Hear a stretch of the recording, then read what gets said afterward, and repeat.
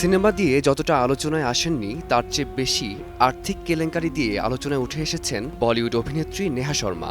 Online betting app সংক্রান্ত অর্থ পাচারের এক গুরুতর অভিযোগে এবার ভারতীয় এনফোর্সমেন্ট ডিরেক্টরেটের তদন্তের মুখে পড়েছেন বলিউড তারকা নেহা। মঙ্গলবার এই মামলার তদন্তের স্বার্থে কেন্দ্রীয় সংস্থার কর্মকর্তারা তাকে দীর্ঘ সময় ধরে জিজ্ঞাসাবাদ করেছেন বলে জানা গেছে।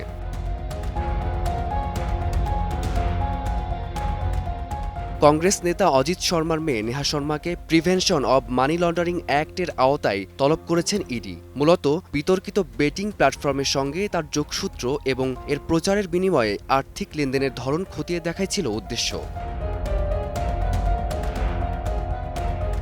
এই একই অভিযোগে নেহা শর্মার আগে বিনোদন ও ক্রীড়া জগতের বেশ কয়েকজন পরিচিত মুখ ইডির জিজ্ঞাসাবাদের মুখোমুখি হয়েছেন। অভিনেতা সোনু সুদ, বিজয় দেবরাকন্ডা, ক্রিকেটার শিখর ধাওয়ান ও যুবরাজ সিং এর মতো তারকারাও এই তদন্তের রাডারে আছেন। এর আগে বিজয় দেবরাকন্ডা দাবি করেছিলেন যে তিনি একটি বৈধ গেমিং অ্যাপের প্রচার করছিলেন, যা বেটিং অ্যাপ থেকে ভিন্ন। যদিও এখন পর্যন্ত কুখ্যাত এই অভিনেত্রী প্রকাশ্যে কোনো মন্তব্য করেননি, তার দাখিল করা নথিপত্রই প্রমাণ করবে তিনি পরিস্থিতির শিকার নাকি এর পেছনে আছে অন্য কোনো গল্প। ফারদিন মাজহার, সময় সংবাদ।